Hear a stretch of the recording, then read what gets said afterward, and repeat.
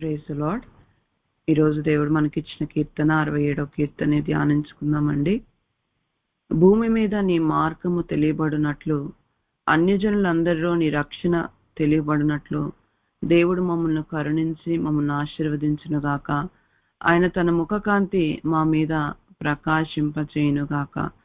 చూడండి, కీర్తనలోనే అసలు ఈ కీర్తన అంతా కూడా చదివితే 6వ వచనానికి వచ్చేసరికల్లా, అప్పుడు భూమి దాని ఫలములిచ్చును. ఎప్పుడు అంటే ఆ పైనున్న వాక్య ప్రకారంగా మన జీవితం గాని ఈ 1, 2, 3, 4, 5, 6 వచనాలు ప్రకారము మన జీవితాన్ని ఎప్పుడైతే మనము సరి చేసుకుంటూ నడుస్తామో అప్పుడు భూమి దాని ఫలములిచ్చును. భూమి ఫలాలు ఇవ్వాలి. యెషయా గ్రంథంలో 45 యెషయా గ్రంథం 45వ అధ్యాయము 18వ వచనంలో, ఆకాశములకు సృష్టికర్తకు యెహోవాయే దేవుడు, ఆయన భూమిని కలగజేసి దాన్ని సిద్ధపరిచి స్థిరపరచెను. నిరాకారముగా నుండునట్లు ఆయన దాన్ని సృజింపలేదు, నివాస స్థలమగునట్లుగా దాన్ని సృజించెను. ఆయన సెలవిచ్చినదేమనగా, యెహోవాను నేనే, మరి ఏ దేవుడును లేడు. చూడండి, ఇక్కడ ఆకాశములకు సృష్టికర్తయగు యెహోవాయే దేవుడు.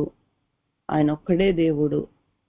ఆయన ఆదికాండంలో కూడా మనం చూసుకున్నట్లయితే ఆయన భూమిని మరి ఆకాశం నిరాకారంగా ఉంటున్న భూమిని ఆయన మరి వెలుగు కమ్మని పలికిన వెంటనే అక్కడ వెలుగు. మరి దేవుడు సృష్టి అంతా కూడా 6 రోజుల్లో ముగించి 7వ రోజున విశ్రమించినట్లుగా మనం చూస్తాం.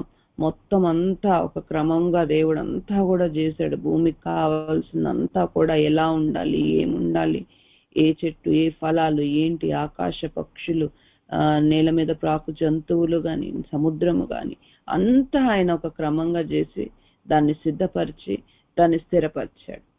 దేవుడు దాన్ని ఒక నిరాకారంగా ఉండునట్లు ఆయన దాన్ని సృజించలేదు. అక్కడ ఆదికాండంలో ఉంటది, మొదటి అధ్యాయంలో, భూమి నిరాకారంగాను శూన్యంగాను ఉందంట. భూమి నిరాకారంగాను శూన్యంగాను ఉండెను, చీకటి అగాధ జలముల మీద కమ్మి ఉండెను. దేవుని ఆత్మ జలముల పైన అల్లాడొచ్చుండెను. అప్పుడు దేవుడు వెలుగు కమ్మనప్పుడు పలికాడు. దేవుడు పలికాడు. పలికితే వెంటనే ఆ పలికింది అక్కడ నెరవేర్చబడింది. ఆయన భూమిని కలగజేసి దాన్ని సిద్ధపరిచి స్థిరపరిచెను. నిరాకారంగా ఉన్నట్లు ఆయన దాన్ని సృజింపలేదు. ఈరోజు దేవుడు నా జీవితాన్ని కూడా మనమే. ఈరోజు భూమి, ఆ భూమి మనమే. మన జీవితం కూడా ఈరోజు నిరాకారంగా శూన్యంగా ఉండడానికి దేవుడు మనల్ని సృజించలేదు.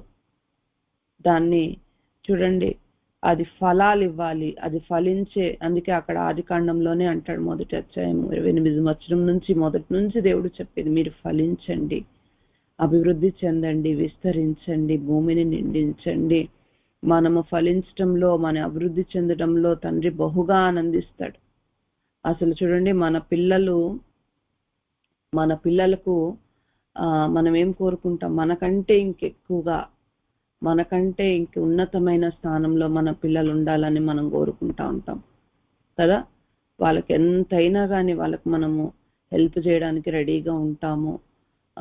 వాళ్ళకి ఎన్నో ఐడియాస్ మనం చెప్తా ఉంటాము. మన అనుభవాలను బట్టి వాళ్ళని నడిపిస్తూ ఉంటాము. ఎప్పుడైతే వాళ్ళు చూడండి మన మాట విని, తల్లిదండ్రుల మాట విని మరి మంచిగా నడుచుకొని అభివృద్ధిలోకి వెళ్తే తండ్రికి తల్లికి ఎంత సంతోషం కదా. అట్లా కాకుండా మాట వినకుండా వాళ్ళ ఇష్టానుసారంగా నడుచుకుంటూ దేవుడేమో నిరాకారంగా ఉండకూడదు అని మొత్తము భూమిని కలగజేసి దాన్ని సిద్ధపరిచి దాన్ని స్థిరపరిచి నిరాకారంగా ఉండకూడదు అని దాన్ని సృజిస్తే అందులో మరి వాళ్ళు ఫలించాల్సింది పోయి చూడండి, దాంట్లో ముళ్ళ తుప్పలు, ఇక అసలు వలురాకాశ చెట్లు, ఇక రకరకాలవి, ఇక పనికిరాని చెట్లు, ఇవన్నీ మొలిచాయి అనుకోండి, ఏమన్నా సంతోషం ఉంటుందా?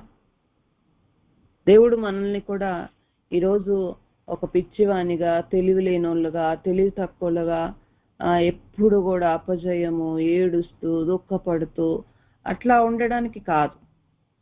అట్లా ఉండడానికి కాదు దేవుడు నిన్ను నన్ను సృజించింది.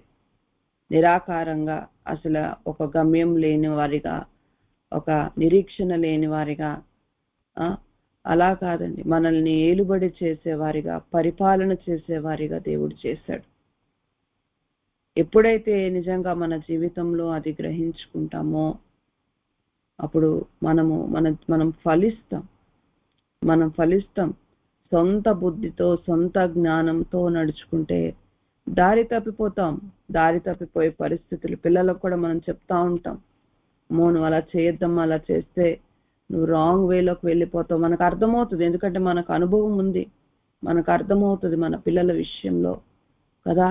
అట్లే ఈరోజు ఈ లోకపరంగా ఉంటున్న తల్లిదండ్రులు మనమే మన పిల్లల కొరకు అంత ఆలోచిస్తున్నప్పుడు ఆయన మన పరమ తండ్రి, ఆకాశములకు సృష్టికర్త యెహోవాయే దేవుడు. ఆయన దేవుడు, ఆయన అనంత జ్ఞాని, ఆయనకు సమస్తము తెలుసు.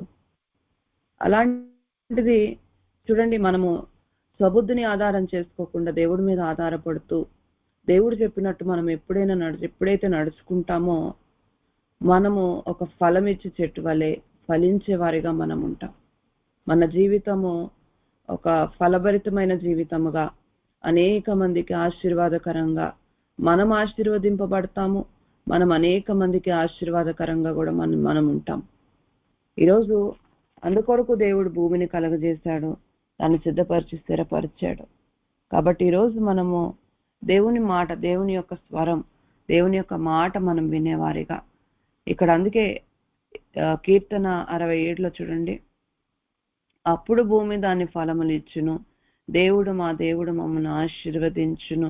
ఎప్పుడైతే రక్షణ అందరికీ ఉచితమే, మనం రక్షణ కొరకు మనం ఏమి చేయాల్సిన అవసరం లేదు. కానీ భూమి మీద నువ్వు ఆశీర్వదింపబడాలి అంటే దేవుడు చూపిస్తున్న మార్గంలో మనం నడుచుకోవాలి.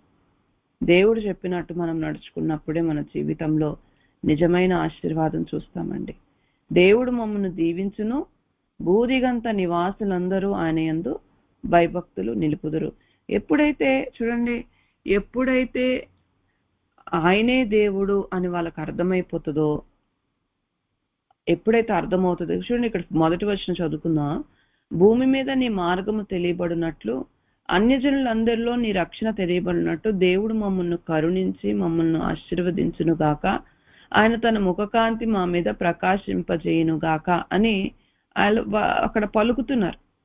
వాళ్ళు పలుకుతున్నారు, దేవా భూమి మీద అసలు నీ మార్గం ఏంటో తెలియబడాలంటే నిజంగా అసలు మనం ఎవరికి కూడా వెళ్ళి, నాకు అనిపిస్తుంది ఎవరికి కూడా వెళ్ళి నువ్వు మారమ్మా అని, లేకపోతే యేసు ప్రభువే నిజమైన దేవుడు అని నువ్వు వెళ్ళి గట్టిగా వీధులు తిరుగుతూ ప్రకటిస్తూ, సువార్త ప్రకటిస్తూ, లేకపోతే ఇంకేదో చూడండి, కొంతమంది బతిలాడుతూ ఉంటారు, లేకపోతే ఇంకేదో. అసలు నిజంగా ఎప్పుడైతే మనం ఆశీర్వదింపబడతామో ఆటోమేటిక్గా వాళ్ళు దేవునిలోకి వచ్చేస్తారండి. మనం ఆశీర్వదింపబడుతుంటే దేవునిలో మనము అభివృద్ధి, ఆశీర్వాదాన్ని ఎదుటి వ్యక్తి ఎప్పుడైతే చూస్తారు చూడండి, అన్యజనులు వీరి కొరకు గొప్ప దేవుడు, మీ దేవుడు గొప్ప కార్యాలు చేశాడని అన్యజనులు చెప్పుకుంటారంట. మన నోరు కాదు, పరులే మనల్ని పొగడదగను. దేవుడు చూపించిన మార్గంలో మనం ఎప్పుడైతే నడుచుకుంటామో ఖచ్చితంగా మనం ఆశీర్వదింపబడతాం. ఎప్పుడైతే మనం ఆశీర్వదింపబడతామో దేవుడు మనకు తోడుగా ఉన్నాడు అని ఎప్పుడైతే ఎదుటి వాళ్ళు తెలుసుకుంటారో, వీళ్ళ దేవుడు చూడు ఎంతగా ఆశీర్వదించాడని ఎప్పుడైతే ఎదుటి వాళ్ళు తెలుసుకుంటారో ఆటోమేటిక్గా వాళ్ళు దేవునిలోకి వచ్చేస్తారండి. మనం అసలు ఏమి చెప్పాల్సిన అవసరం లేదు. మనమే చాలా మంది దగ్గర బైబిల్ ఉండదు, చాలా మందికి చదువు రాదు, చాలా మందికి దగ్గర బైబిల్ కూడా ఉండదు. నిజంగా మనమే బైబిల్, మనమే ఆ పత్రిక. మీరు పత్రికలు కాదా అంటారు, పౌలు భక్తుడు అంటాడు. మన జీవితాన్ని ప్రతి ఒక్కరు చూస్తున్నారండి, చదువుతున్నారు. మనం ఎలా నడుచుకుంటున్నాం? యేసుక్రీస్తు ప్రభువును ప్రకటిస్తున్నాం. అయితే మన జీవితంలో మన నడిచే విధానంలో ఆయన చూపించే వారుగా మనం ఉండాలి. ఈరోజు మనం చూసినప్పుడు ఎదుటి వ్యక్తి ఆటోమేటిక్గా అరే వీళ్ళెంత కరెక్ట్ మార్గంలో వీళ్ళు నడుస్తున్నారు, వీళ్ళ దేవుడే నిజమైన దేవుడు అని వాళ్ళు తెలుసుకొని వాళ్ళు రావాలి. అంతేగాని నువ్వు వెళ్ళిపోయి గట్టిగా గొంతు చించుకొని వీధుల్లో తిరుగుతూ కష్టపడుతూ చేసినంత మాత్రంలో ఎవ్వరూ రారండి, ఎవరు రారు తెలుసా. ఈరోజు అందుకే చూడండి, ఆయన కోరుకుంటున్నాడు, కీర్తనకారుడు ప్రార్థన చేస్తున్నాడు, భూమి మీద దేవా, భూమి మీద నీ మార్గం తెలియబడాలంటే, అన్ని జనులందరిలో నీ రక్షణ తెలియబడాలంటే దేవుడు మమ్మల్ని కరుణించి మమ్మల్ని ఆశీర్వదించునుగాక. దేవా, నువ్వు మమ్మల్ని కరుణించాలి, నువ్వు కరుణించి మమ్మల్ని ఆశీర్వదించు, నీ ముఖ కాంతి మా మీద ప్రకాశింప చెయ్యయ్యా అని ప్రార్థన చేస్తున్నాడు. ఈరోజు మనం కూడా ఇటువంటి ప్రార్థన మనం చేసేవారుగా మనం ఉండాలండి. అడగాలి, దేవా భూమి మీద నీ మార్గం తెలియబడాలంటే, అన్ని జనుల్లో నీ రక్షణ కనపరచబడాలంటే మా దేవుడు మమ్మల్ని దీవించి మమ్మల్ని కరుణించి మమ్మల్ని ఆశీర్వదించును కాక, ఆయన ముఖకాంతి మా మీద ప్రకాశింపజేయును కాక అని మనము పలికేవారిగా మనం ఉండాలి. సంఖ్యాకాండంలో చూడండి, సంఖ్యాకాండంలో 4వ అధ్యాయంలో, సంఖ్యాకాండం 6వ అధ్యాయంలో 24వ వచనంలో అక్కడ దేవుడు యెహోవా మోషేతో ఇలా సెలవిస్తున్నాడు. ఏం చెప్తున్నాడు చూడండి, నీవు అహరోనుతోనూ అతని కుమారులతోనూ ఇలాగనుము, మీరు ఇశ్రాయేలులను ఇలాగూ దీవింపవలను. మీరు ఇలాగా మీ నోటితో ఉచ్చరించాలి, మీరు ఇలాగా వాళ్ళని దీవించాలి. ఏంటి?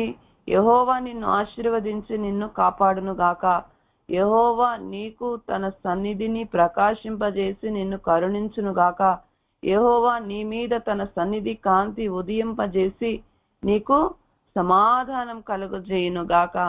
అట్లా వారు ఇశ్రాయేలు మీద నా నామం ఉచ్చరించుట వలన నేను వారిని ఆశీర్వదించెదను. హల్లెలూయా. చూసారా, ఇలా మీరు నా నామాన్ని ఇశ్రాయేలు ప్రజల మీద ఉచ్చరించడాన్ని బట్టి నేను వాళ్ళని ఆశీర్వదిస్తాను అని అంటాడు. అలాగే ఈరోజు చూడండి, సామెతల్లో 21వ అధ్యాయంలో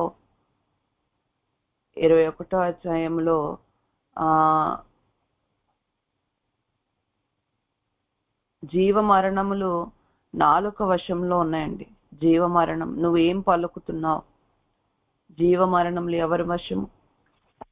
నాలుక వశం, ఈ నోటి కాబట్టి నిజంగా మనం ఏం పలుకుతున్నాం? ఎబ్బేజు ప్రార్థన మనందరికీ కూడా తెలుసు. మొదటి దినవృత్తాంతాల్లో 4వ అధ్యాయంలో ఎబ్బేజు చేసిన ప్రార్థన చూడండి, ఆయన చేస్తాడు ప్రార్థన. ఆయనకి తల్లి మరి వేదన పుత్రుడు, అసలు పిలిచినప్పుడల్లా వేదన పుత్రుడు అని అనిపిస్తుంది. కానీ ఆయన ప్రార్థన చేస్తాడు. అక్కడ 10వ వచనం 4వ అధ్యాయము మొదటి దినవృత్తాంతాలు గ్రంథము 4వ అధ్యాయం 10వ వచనంలో ఎబ్బేజు ఇశ్రాయేలు దేవుని గురించి మొరపెట్టి, నీవు నన్ను నిశ్చయముగా ఆశీర్వదించి నా సరిహద్దును విశాలపరచి నీ చేయి నాకు తోడుగా ఉండ దయచేసి నాకు కీడు రాకుండా దానిలో నుండి నన్ను తప్పించుము అని ప్రార్థింపగా దేవుడు అతడు మనవి చేసిన దాన్ని అతనికి దయచేసెను. ఈరోజు మనం కూడా ప్రార్థన చేసేవారిగా కోరుకోవాలండి, ఇలాగా అడగాలి, దేవా నువ్వు మమ్మల్ని ఆశీర్వదించాలా, నువ్వు మమ్మల్ని ఆశీర్వదించు, నా సరిహద్దులను ఈరోజు విశాలపరచు. అసలు అన్యజనులందరిలో నీ రక్షణ కనపరచబడాలి. అన్యజనులందరిలో నీ రక్షణ కార్యం, నీ హస్తమే, నీ బాహువే మమ్మల్ని ఎలా రక్షిస్తుంది, మా ప్రతి అవసరత మమ్మల్ని ఎలా కాపాడుతుంది, క్షణము నీ రక్షణ కార్యం మా జీవితంలో ఎలా జరుగుతుందో అన్యజనులందరూ కూడా తెలుసుకోవాలి. అందరూ కూడా తెలుసుకోవాలంటే ఈరోజు నువ్వు నన్ను కరుణించాలా, నువ్వు నన్ను ఆశీర్వదించాలా. ఎబ్బేజు ప్రార్థన చేసినప్పుడు ఎబ్బేజు మనవి చేసిన దాన్ని దేవుడు అతనికి దయచేశాను. ఈరోజు ఆయన ప్రార్థన ఆలకించే దేవుడు. మనమే ఆయన సన్నిధికి వెళ్ళట్లేదేమో, ఈరోజు మనమే ప్రార్థన చేయటటువంటి ప్రార్థనలు మనం చేయట్లేదేమో. దేవా నువ్వు నన్ను నిశ్చయముగా ఆశీర్వదించు, నువ్వు నన్ను ఆశీర్వదించాలి, నా సరిహద్దులను ఈరోజు నువ్వు విశాలపరచాలి, నీ హస్తం నాకు తోడుగా ఉండనివ్వాలి, ఏ కీడు రాకుండా దానిలో నుండి నన్ను తప్పించు అని ఎబేజు ప్రార్థన చేసినప్పుడు ఆయన చేసిన మనవి దేవుడు ఆయనకి దయచేశాడంట. ఈరోజు మనం కూడా చూడండి 67 కీర్తన ప్రకారము మనం కూడా మన నోటితో మనం ఉచ్చరించేవారిగా, మనం ప్రార్థన చేసేవారిగా, మౌనంగా ఉండేవారిగా కాదండి. దేవుడి సన్నిధిలో దేవా నువ్వు నన్ను కరుణించు, నీ మార్గం ఏంటో నాకు తెలియజేయ్యా, నీ మార్గం నాకు తెలియబడాలి. మోషే జీవితాన్ని మనం చూసుకున్నట్లయితే చూడండి, ఆయన ఐగుప్తులో ఆయన మంచి జీవితాన్ని జీవిస్తున్నాడు, మంచి పొజిషన్ లో ఉన్నాడు, ఒక ఉన్నతమైన స్థానంలోనే ఉన్నాడు. కానీ అది కాదు ఆయనకి ఆశీర్వాదం. ఈ లోకంలో మనం ఏమనుకుంటామంటే ఆశీర్వాదం అనంగలోనే మనకి డబ్బు ఉండాలా, ఇల్లులు ఉండాలా, అన్ని సమృద్ధిగా ఉంటే ఆశీర్వాదం. కానీ ఎప్పుడైతే చూడండి మోషే పెద్దవాడైనప్పుడు ఐగుప్తు ధనం కంటే నేను దేవుని ప్రజలతో శ్రమ అనుభవించడం మేలనుకొని పరో కుమార్తెను అనిపించుకోవడానికి కూడా ఒప్పుకోకుండా దాంట్లోంచి బయటకు వచ్చాడు. చూడండి, ఎప్పుడైతే దేవుడి యొక్క స్వరం, దేవుని యొక్క మార్గం, మోషేకి ఆయన మార్గాన్ని తెలియజేస్తాను అని ఉంటుంది కీర్తనలో. ఇశ్రాయేలు ప్రజలకు తన క్రియలను కనపరిచాడంట. కానీ మోషేకి మార్గము దేవుడు ఆయన మార్గాన్ని తెలియజేస్తాడు. అసలు నువ్వు ఎలా నడుచుకోవాలి, దేవుడి యొక్క చిత్తము మోషే జీవితంలో నెరవేర్చబడటమే ఆయన మార్గం అండి. ఇక నువ్వు మోషేతో దేవుడు మాట్లాడి మరలా నువ్వు ఐగుప్తుకు వెళ్ళాలి.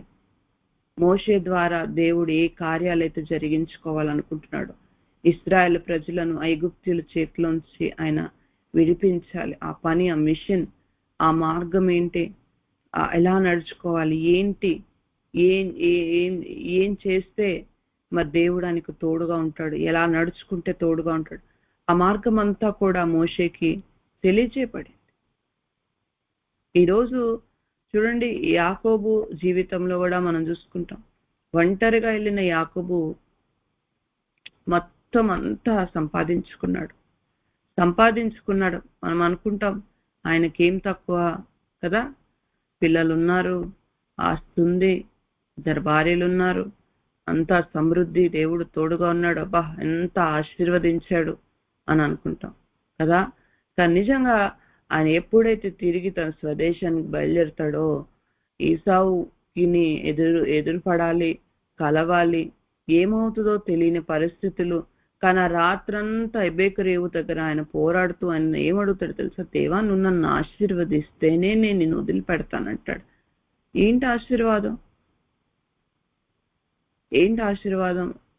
మనం అనుకుంటాం, అరే ఆశీర్వదింపబడ్డాడు కదా, ఈ లోకంలో ఉన్నవన్నీ అనుకున్నాయి కదా, మంచిగా ఉన్నాడు కదా, అంతమంది పిల్లలు ఉన్నారు, అన్ని గొర్రెలు ఉన్నాయి, మేకలు ఉన్నాయి, అన్ని ఉన్నాయి, కావాల్సినవి అన్ని ఉన్నాయి, అదే కదా ఆశీర్వాదం. ఈ లోకస్తులు అందరూ అనుకునేది కూడా అదే ఆశీర్వాదం. కానీ నిజంగా దేవుడి యొక్క చిత్తము, దేవుడి యొక్క ప్రణాళిక యాకోబు ద్వారా నెరవేర్చబడాలి, అది ఆయనకు తెలుసు. ఇంకా అది స్టార్ట్ కాలేదు నా జీవితంలో. ఇక ఎప్పుడైతే పోరాడాడు, ఇక చాలు దేవా నువ్వు నన్ను ఆశీర్వదించు. యాకోబు ఇశ్రాయేలుగా మార్చబడి ఇశ్రాయేలు నుంచి 12 గోత్రాలు, వాళ్ళ దేవుడు వాగ్దానం అబ్రహాముతో వాగ్దానం చేస్తాడు, అది నెరవేర్చబడాలి. ఈరోజు నా జీవితంలో కూడా దేవుడి యొక్క మార్గం ఏంటో తెలుసుకోవాలండి. నీ మార్గము మనం తెలుసుకున్నప్పుడు ఇతరులకు ఆటోమేటిక్గా అర్థమైపోతుంది. భూమి మీద నీ మార్గము తెలియబడినట్లు మన సొంత మార్గం, మన సొంత ఆలోచనలతో నడుచుకుంటే మనము మన జీవితంలో నష్టపోతాం. ఈరోజు దేవా నీ మార్గం భూమి మీద తెలియబడాలి. నిజమే, అందరూ యేసు ప్రభు యొక్క మార్గం, యేసే నిజమైన దేవుడు, రక్షకుడు అని మనం నమ్ముతున్నాం. అది వాళ్ళు కూడా నమ్మాలి, వాళ్ళు కూడా తెలుసుకోవాలంటే ముందు అసలు నువ్వు దేవుని మార్గాన్ని తెలుసుకొని అందులో మనం నడిచేవారిగా, ఎప్పుడైతే అది మనకు అర్థమవుతుందండి, మనం ఫలించే భూమిలాగా మనం ఉంటాం, ఒక ఫలాలు ఇచ్చే భూమిలాగా ఉంటాం. మనలో ఇక ఐహిక విచారాలు, ధనాపేక్ష ఇక ఏముండవండి, ఏముండవు. ఇక దేవుడు చిత్తము నెరవేర్చబడ్డమే, ఇక ఇదే మన ఫోకస్ ఉంటుంది. అప్పుడు నిజమైన ఆశీర్వాదం నువ్వు చూస్తావు నీ జీవితంలో. భూమి మీద నీ మార్గము తెలియబడినట్లు అన్ని జనులందరిలో దేవుని యొక్క రక్షణ, దేవుడు నీ జీవితంలో రక్షణ అంటే అన్ని వచ్చేస్తాయి, అన్ని వస్తాయి. ప్రతి విషయంలో క్షణము దేవుడు నీతో ఉండి నీకు ఎలా సహాయం చేస్తున్నాడు అని అందరు చూస్తున్నారండి. నీ ఇరుగు పొరుగు వారు చూస్తున్నారు, నీ ఇంట్లో వాళ్ళు చూస్తున్నారు, అందరూ చూస్తున్నారు నీ జీవితం ఎలా ఉంటుంది. ఇక ఎప్పుడు మనము దేవుని ఆశీర్వాదం లేకుండా ఎప్పుడు ఏడుస్తూ, దుఃఖపడుతూ, బాధపడుతూ, విచారంతో ఉన్నంత కాలము ఎవ్వరు కూడా దేవుళ్ళకి రారండి. నువ్వు దేవుణ్ణి నమ్ముకున్నావు కదా, ఏముంది ఇక నా జీవితం కూడా అలాగ అయిపోతుందేమో అనుకుంటారు చాలా మంది. నిజంగా లొల్లిలు పెట్టుకుంటూ, కొట్లాడుకుంటూ, మాకు తెలిసిన ఒక వ్యక్తి ఉన్నారు. ఆయన క్రైస్తవుడు, వాళ్ళ భార్య హిందూ. అయితే ఈయన కూడా హిందూయిజంలోకే వెళ్ళిపోయాడు. మొదట్లో క్రిస్టియానిటీలోనే ఉన్నారు అందరూ, కానీ వెళ్ళిపోయారు. ఆయనతో అన్న ఒక మాట ఏం తెలుసా, యేసు ప్రభు అసలు క్రైస్తవులు అని చెప్పుకుంటున్నారు, కానీ ఎక్కడ అసలు ఓపిక లేదు, సహనం లేదు, ఓర్చుకోవడం లేదు, మాటకు కొట్లాట్లకు లేస్తారు, ఇష్టం వచ్చినట్టు మాట్లాడతారు. అందుకే నాకు విరక్తి వచ్చేసింది, నేను అన్యజనులే నయం అనుకొని నేను వాళ్ళల్లో దానికి వెళ్ళిపోతున్నాను. నిజంగా మనము యేసు ప్రభు చూపించిన మార్గం, ఆయన లోకానికి అసలు పరలోకాన్ని విడిచిపెట్టి భూలోకానికి నీకు నాకు ఆయన మార్గాన్ని చూపించడానికి వచ్చాడు. నేనే మార్గం, నేనే సత్యం, నేనే జీవం, నా ద్వారా తండ్రి దగ్గరికి ఎవ్వరు కూడా వెళ్ళలేరు. ఆయన మార్గాన్ని చూపించడానికి వచ్చి నువ్వు ఆ మార్గంలో నడుస్తేనే నువ్వు వర్తిల్లుతావు.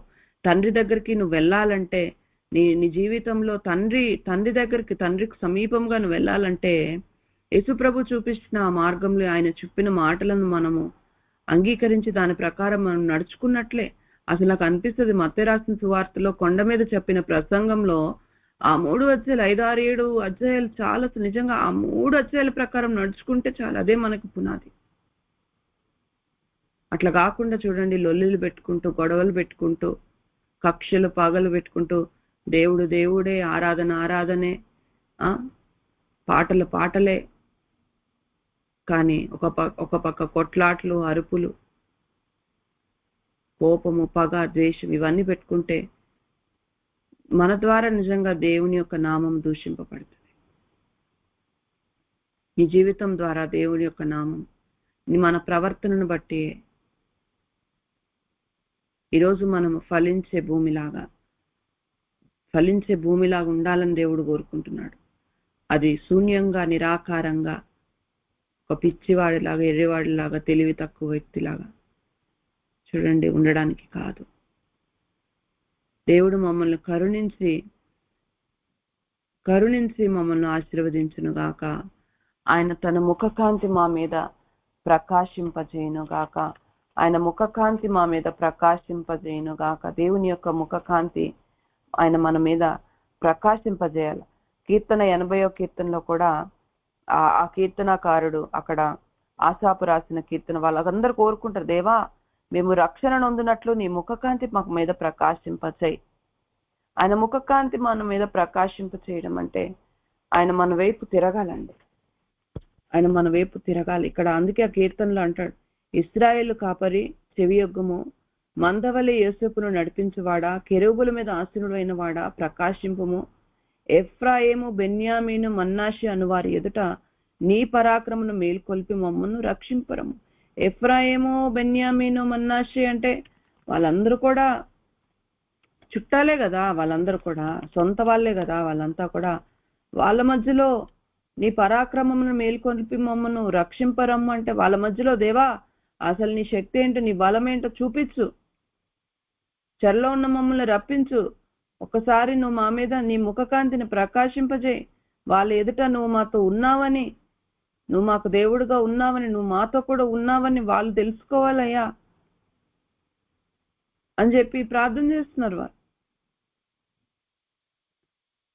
నీవెన్నాళ్ళు కోపంగా ఉంటావు? ఎన్నాళ్ళు దేవా దయచేసి చెరలో నుంచి మమ్మల్ని విడిపించు, నీ ముఖకాంతి మా మీద ప్రకాశింపజేయి.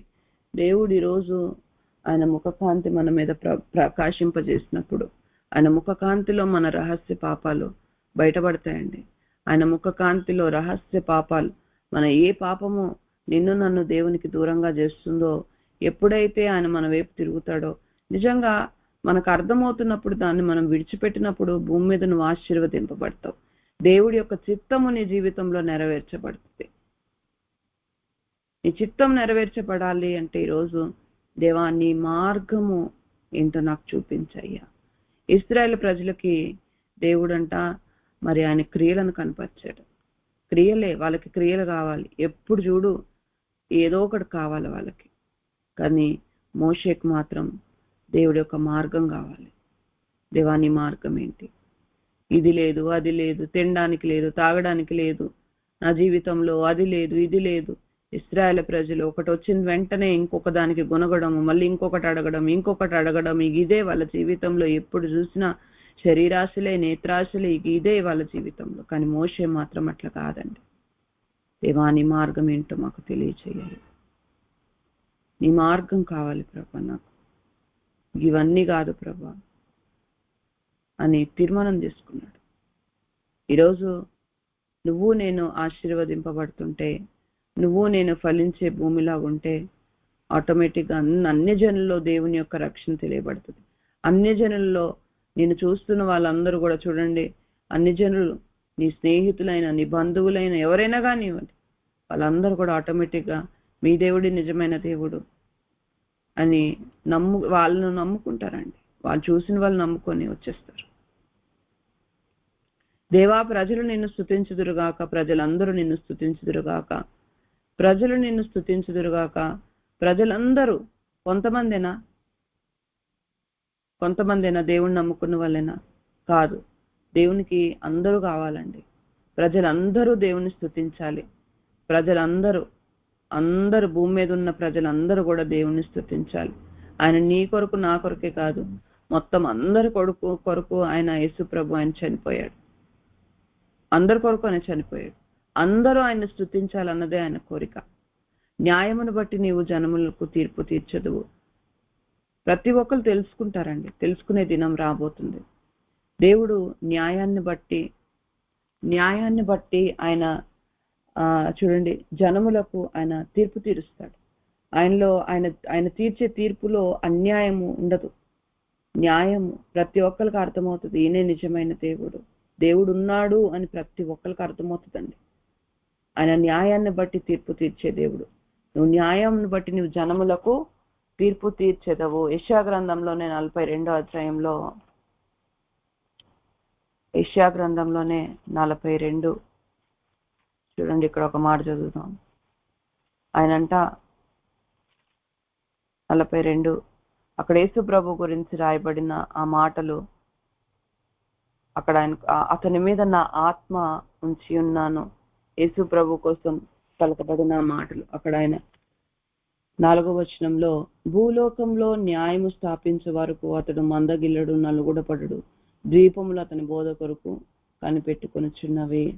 భూలోకంలో అంతా కూడా అన్యాయమే ఉంది, అన్యాయం. కానీ న్యాయం చేసేంత వరకు అతడు మందగిల్లడు, నలుగుడపడడు. ద్వీపములు ఆయన బోధ కొరకు, ద్వీపములు. ఈరోజు నువ్వు నేను కూడా ఆయన చూపించిన మార్గంలో మనం నడిచేవారిగా.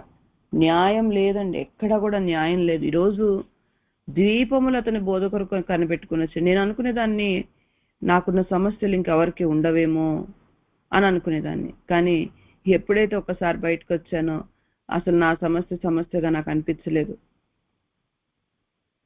ద్వీపము అంటే ఒక ల్యాండ్ చుట్టూ వాటర్ అన్నమాట. వాటర్ ఉంటుంది అంటే ఒక చుట్టూ సమస్యలే వాళ్ళకి చుట్టూ సమస్యలు ఉన్నాయి.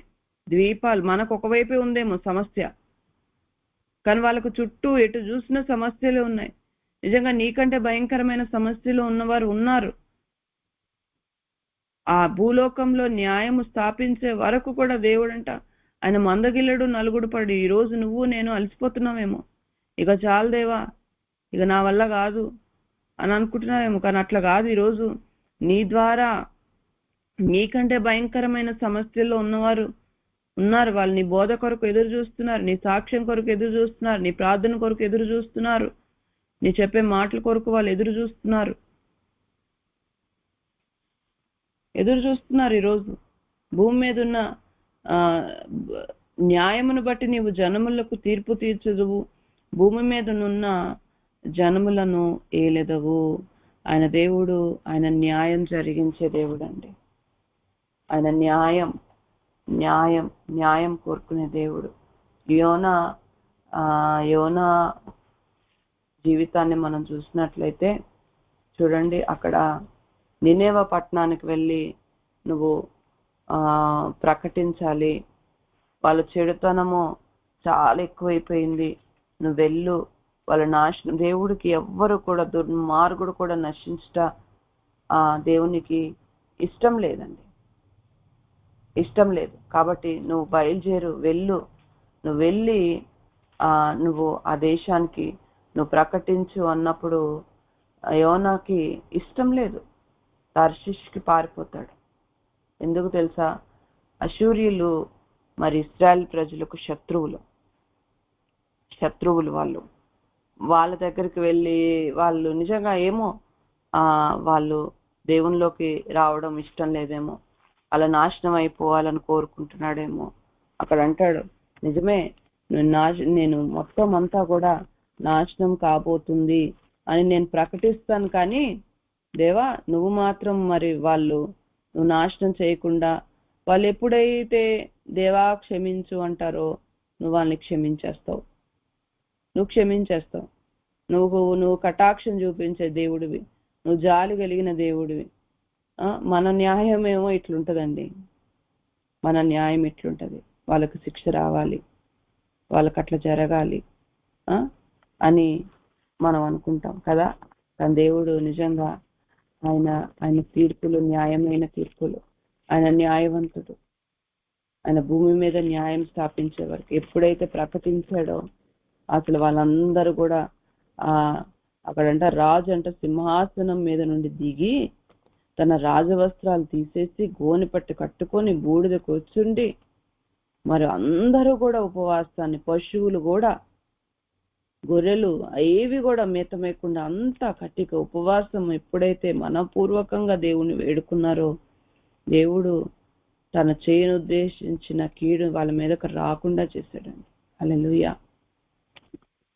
నిజంగా ఆయన న్యాయమైన దేవుడు. అప్పుడు చూడండి, వాళ్ళు దేవుణ్ణి ఎంతగానో స్తుతించారు కదా. అన్ని జనులు అయినప్పటికీ కూడా ఎప్పుడైతే ప్రకటింపబడిందో వాళ్ళు దేవుణ్ణి స్తుతించారు. ప్రజలందరూ నేను స్తుతించాలి, ప్రజలందరూ దేవుణ్ణి స్తుతించాలి. అసలు దేవుడు చూడండి ప్రతి ఒక్కరి కొరకు మనకు చూపిస్తూ ఉంటాడు కదా. కొన్నిసార్లు అన్ని జనుల కొరకు కూడా మనతో మాట్లాడుతూ ఉంటాడు. దేవుని తెలియని వాళ్ళ గురించి కూడా దేవుడు మనకి కలలో, దర్శనాల్లో చెప్తా ఉంటాడు. ఎందుకు తెలుసా?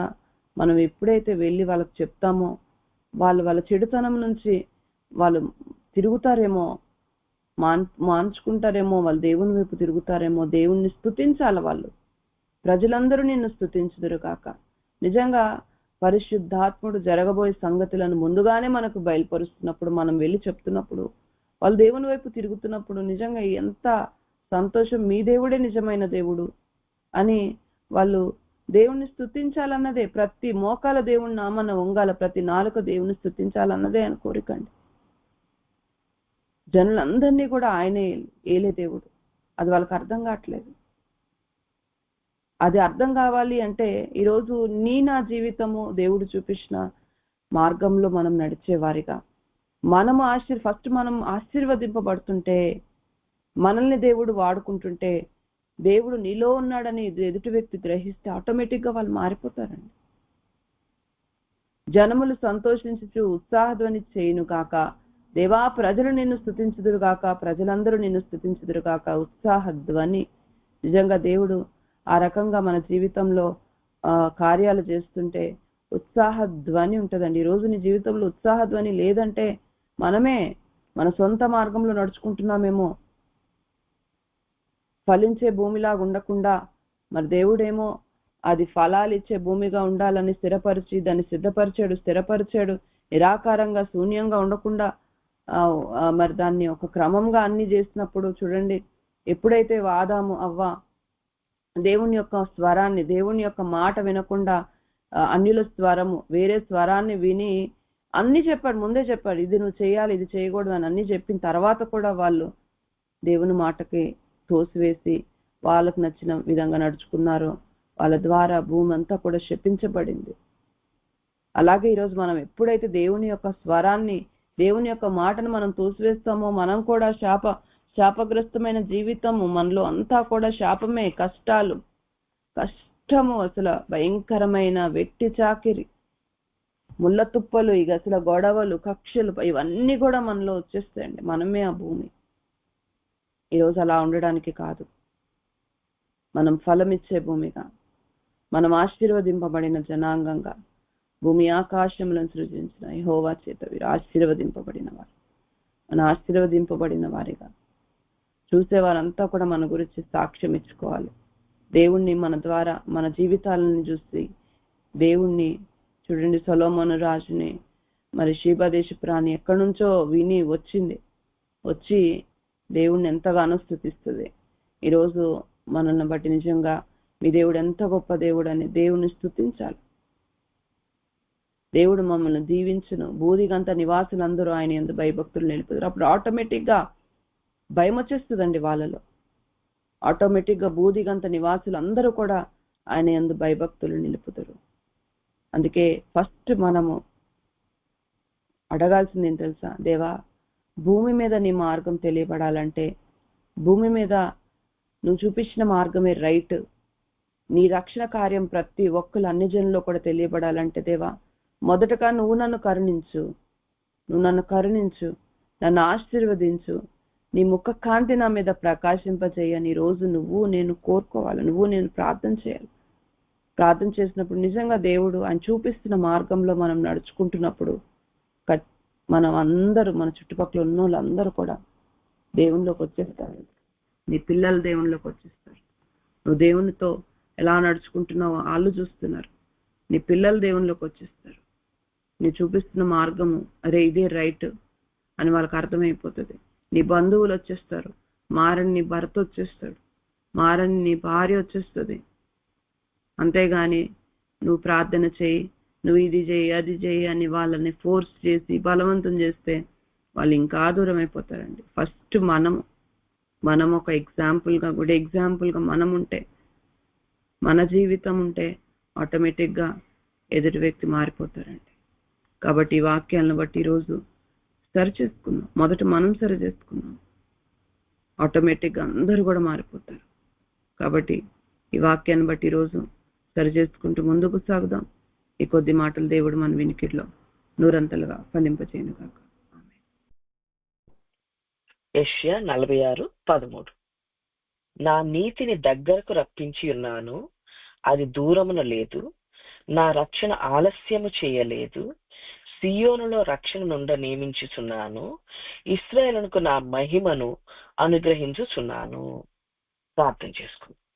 పరలోకమందున మా తండ్రి, నీ నామం పరిశుద్ధపరచబడునుగా. దేవా నీకు స్తోత్రం, అయ్యా నీకు స్తోత్రం. మా తండ్రి, దేవా మరి తండ్రి నాయన నీ నీతిని దగ్గరికి రప్పిస్తానంటున్నావు. మరి తండ్రి నాయన రక్షణ ఆలస్యం కాదంటున్నావు, సియోనులో రక్షణ నియమించి ఉన్నానంటున్నావు, ఇశ్రాయేలుకు మహిమ అనుగ్రహించుచున్నాను అంటున్నావు. మరి అయ్యా తండ్రి మరి మా జీవితంలో రక్షణ రావాలంటే, మాకు నీ మహిమ అనుగ్రహింపబడాలంటే, నీ నీతి మా జీవితంలోకి రావాలంటే మేమేం చేయాలి? అయ్యా తండ్రి నాయన మీరు నన్ను మరుగుపరిచి నాలో నుంచి నీ స్వరం, అయ్యా నీ ఆలోచన, అయ్యా తండ్రి నాయన తండ్రి మేమందరం వినున్నట్లుగా తండ్రి కృప చూపించి నడిపించమని యేసుక్రీస్తు నామములో గోజాడి వేడుకుంటున్నాము తండ్రి, ఆమేన్. యెషయా 46:13 అండి. యెషయా 46:13. నా నీతిని దగ్గరకు రప్పించున్నాను, అది దూరమున లేదు. నా రక్షణ ఆలస్యము చేయలేదు. సియోనులో రక్షణ నుండి నియమించుచున్నాను, ఇశ్రాయేలునకు నా మహిమను అనుగ్రహించుచున్నాను. ఈ వాక్యం ఈ యెషయా 46లో 1వ అధ్యాయం నుంచి మనం చూసుకున్నట్లయితే, బేలు కూలుచున్నది, నోబో కృంగుచున్నది, వాటి ప్రతిమలు జంతువుల మీదను పశువుల మీదను మోయబడుచున్నవి. నీ మోతలు సొమ్మసిల్లు పశువులకు భారముగానున్నవి. అవి కృంగుచు కూలుచు నుండి ఈ బరువులను విడిపించుకోలేక తామే చెరలోనికి పోవుచున్నవి. ఇక్కడ ఈ బేలు నోబో అంటే బబులోని యొక్క దేవతలు, వాళ్ళు కొలిచేటువంటి విగ్రహాల పేర్లు ఈ బేలు నోబో. అయితే వీటి భారం ఎవరి మీద ఉందంటండి? ఈ ఈ ఈ ఐడిల్స్ ని ఈ పశువులు మోస్తున్నాయంట, జంతువులు మోస్తున్నాయంట. పశువులు అంటే ఎవరు? మనుషులే, ఇశ్రాయేలీలు. వీళ్ళు ఆ భారాన్ని వీళ్ళు మోస్తున్నారనమాట. అయితే దేవుడు ఏమంటున్నాడు, మీ భారాన్ని మొయ్యలేక ఈ పశువులన్నీ అలిసిపోయి ఏమైపోతున్నాయి అంటే కృంగిపోయి అవన్నీ కూడా విడిపించుకోలేక అవన్నీ చెరలోకి వెళ్ళిపోతున్నాయి అంట. అంటే ఈరోజు ఇప్పుడు ఈ లోకానుసారంగా నడిచేవాళ్ళు, బబులోను లాంటి వాళ్ళు, గర్విష్ఠులు, క్రూరులు, ఇంకా ఎవరిని లెక్క చేయనటువంటి వాళ్ళు, ఒక్కళ్ళు పట్టుకున్నారంటే వాళ్ళని చీల్చేసేటువంటి వాళ్ళు, అలాంటి ప్రజలైనటువంటి బబులోను వాళ్ళు, అంటే అలాంటి స్వభావం కలిగిన మనుషులు, వాళ్ళ భారం వల్ల పశువులంటే ఇంకా మిగిలిన జనం ఏమైపోతున్నారంట, సొమ్మసిల్లిపోతున్నారు ఆ భారాన్ని మొయ్యలేక. అంటే వాళ్ళ వల్ల పడే కష్టాలని తట్టుకోలేక వీళ్ళే చెరలోకి వెళ్ళిపోతున్నారు.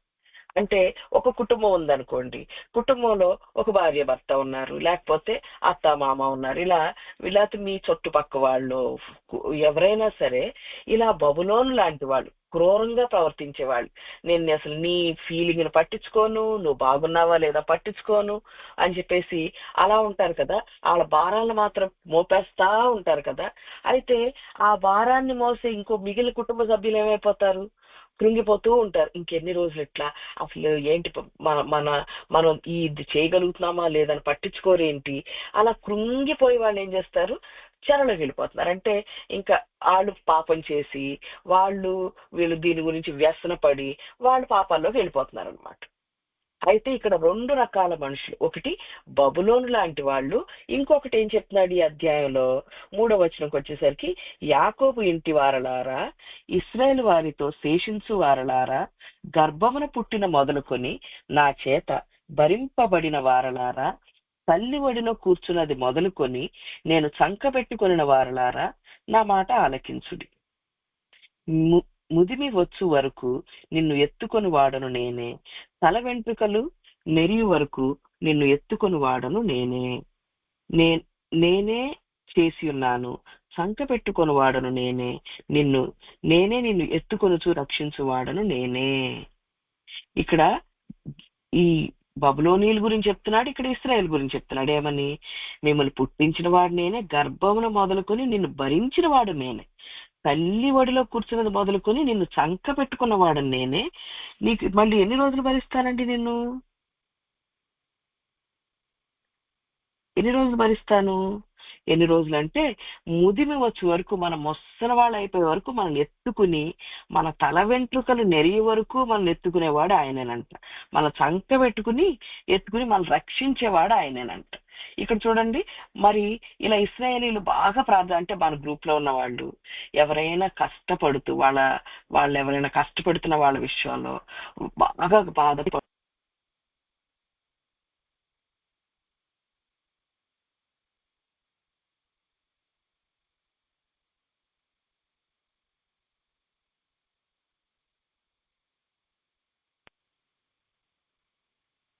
సిస్టర్ మ్యూట్ లో ఉన్నారు. సారీ అండి. ఓకే, నువ్వు ముసలివాడి అయిపోయే వరకు, లేకపోతే ముసలిదాని అయిపోయే వరకు నిన్నెత్తుకుని, నేను నిన్ను చంక పెట్టుకుని నిన్ను ఎత్తుకుని రక్షించువాడను నేనే అంటున్నాడు ప్రభు. అయితే మరి మేము సమానమని ఎవరికి అయితే మనం ఏమనుకుంటున్నాం, ఇంకా ఈ కష్టాలు ఇంతే, చెరలోకి వెళ్ళిపోయాం కదా, ఈ కష్టాలు ఇంతే, మన లైఫ్ లాంగ్ ఇది తట్టుకోవాల్సిందే, మన వల్ల కాకపోయినా తట్టుకోవాల్సిందే అని మనం అనుకుంటున్నాం. అయితే మనకేం చెప్తున్నాడు ఆయన, దేవుడు ఏం చెప్తున్నాడంటే, నా ఆలోచన 10వ వచనం చూసినట్లయితే, నా ఆలోచన నిలుచుననియు నా చిత్తమంతయు నెరవేర్చుకొనేదననియు చెప్పుకొనుచు ఆది నుండి నేను కలగబో వాటిని తెలియజేయుచున్నాను, పూర్వకాలము నుండి ఇంకా జరుగు వాటిని తెలియజేయుచున్నాను. ఆయన ఆలోచన అంతా, ఇప్పుడు మనం దేవుడి దగ్గరికి వచ్చామనుకోండి, ఆయన ఏం చేస్తున్నాడు, నేను రక్షిస్తాను నేను అంటున్నాడు, ఈ కష్టం నుంచి బయటికి తీసుకొస్తాను. నువ్వే దానిలో ఏ భారం మొయ్యలేక కృంగిపోతున్నావో, ఒకవేళ నీకు అప్పులు బాధ అయి ఉండొచ్చు, దానిలో నువ్వు కృంగిపోతున్నావేమో, లేకపోతే మళ్ళీ ఒకరితో సమాధానం లేని పరిస్థితి ఏమో, కృంగిపోతున్నామేమో, నీకు అన్యాయం జరుగుతుందేమో, దానివల్ల కృంగిపోతున్నావేమో. అయితే దేవుడు అంటున్నాడు, ఆయన ఆలోచన, ఆయన చిత్తం అంతా నెరవేరుస్తాడు. అంటే నిన్ను రక్షించటంలో ఆయన ఆలోచన అంతా నెరవేరుస్తాడంట. మరైతే ఆయన ఇక్కడ మనకి అందుకని ఈ వాక్యం చెప్తున్నాడు 13లో, నా నీతి దగ్గరకు రప్పించుచున్నాను. ఆయన నీతి అంటే ఏంటండి, ఆయన ఆలోచన. ఆయన ఆలోచన ఏంటి, నిన్ను రక్షించాలనేటువంటి ఆలోచన. ఆ ఆలోచన అంటే నీకు రక్షణ చాలా సమీపంగా ఉందంట. నా నీతి దగ్గరకు రప్పించుచున్నాను, అది దూరంలో లేదు. అంటే నీ రక్షణ దినం, నువ్వు ఈ కష్టం నుంచి బయటపడే టైము చాలా దగ్గరగా ఉందంట, దూరంగా లేదు అంటున్నాడు దేవుడు. నా రక్షణ ఆలస్యము చేయలేదు. మరి నీ కష్టాల నుంచి బయట తీసుకొచ్చేటువంటి టైము ఆలస్యం చేయడంట దేవుడు, తొందరగా జరిగిస్తాడంట. సియోనులో రక్షణ నుండి నియమించుచున్నాను. సియోను అంటే ఎవరైతే దేవుణ్ణి వాళ్ళ లోపల కలిగి ఉంటారో, ఎప్పుడు దేవుణ్ణి వాళ్ళ లోపల కలిగి ఉంటారో, పరిశుద్ధాత్మకి ఎవరైతే ఎప్పుడు ఆలయంలాగా ఉంటారో వాళ్ళు సియోను. అలాంటి వాళ్ళకి దేవుడు ఏమనుకున్నాడంట, వీళ్ళు ఈ కష్టం నుంచి బయటికి తీసుకొచ్చేద్దాం అని ఈయనకు రక్షణ నియమించాడంట. మన పోర్షన్ అంటే మనకు రోజు ఇచ్చే కొలత ఏంటి, ఈ రక్షణ, నీ కష్టం నుంచి బయటికి తీసుకొచ్చేస్తా, అది నీకు నియమించబడింది. మరి ఇశ్రాయేలుకు నా మహిమను అనుగ్రహించుచున్నాను. ఎవరైతే పట్టుదలతో ప్రార్థన చేస్తున్నారో వాళ్ళకి ఏం చేస్తాడంట దేవుడు, పట్టుదలతో ప్రార్థన చేసే వాళ్ళకి ఆయన మహిమనిస్తాడంట. అంటే మనం ఎవరి కోసం ప్రార్థన చేస్తే వాళ్ళకి ఆ ప్రాబ్లమ్స్ నుంచి బయటకు వస్తారు. మరి ఆయన యేసుక్రీస్తు వారి మహిమ ఎట్లా ఉండిందంటే, ఆయన నుంచి ప్రభావం బయటకు వచ్చి ఆయన ఎక్కడికి వెళ్తే అక్కడ స్వస్థతలు జరిగినాయి. మరి కానాన్లో ఆయన ఈ ఈ వాటర్ను వైన్ లాగా మార్చినప్పుడు ఆయన చేసిన మహిమ కార్యంలో ఫస్ట్ అది. అంటే ఇలా అద్భుతాలన్నీ కూడా మహిమ వలన జరుగుతాయి. ఇప్పుడు అలాంటి అద్భుతాలు మనతో చేయించడానికి దేవుడు అనుగ్రహించి ఉన్నాడు. మరి అయితే ఈ లోకంలో మనుషులు మారాలంటే అద్భుతాల వల్ల కానీ, తర్వాత సూచక క్రియల వల్ల కానీ, మనం నోటి మాటల వల్ల కానీ, లేకపోతే ఈ గుర్తుల వల్ల కానీ మారుతారు. మరి అద్భుతాలు జరగకపోతే ఎలా మారుతారు? ఒక లాజర్ లేచినందువల్ల ఆ ఊరు వాళ్ళు చాలా మంది దేవుడిని నమ్మారంట. మరి అలాంటి అద్భుతాలు జరిగితే మనుషులు నమ్ముతారు. మరి అలా ఎవరికి ఇస్తాడంట ఆయన, ఇశ్రాయేలునకు పట్టుదల ప్రార్థన ఉన్న వాళ్ళకి అలాంటి మహిమ ఇవ్వాలని ఆయన నిర్ణయించాడంట.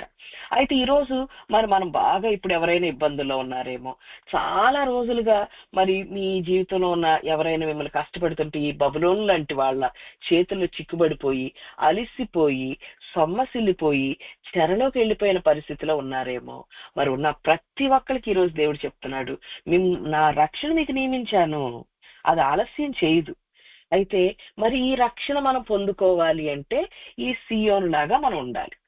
అయితే మనకు ప్రస్తుతానికి మన లైఫ్ లో ఏమవుతుందండి, మన లైఫ్ లో ఇర్మియా గ్రంథం 16వ అధ్యాయం ప్రకారం, ఇర్మియా గ్రంథం 16లో దేవుడు అంటాడు, నువ్వు ఎవరైనా చనిపోతే వాళ్ళ ఇంటికి వెళ్ళొద్దు.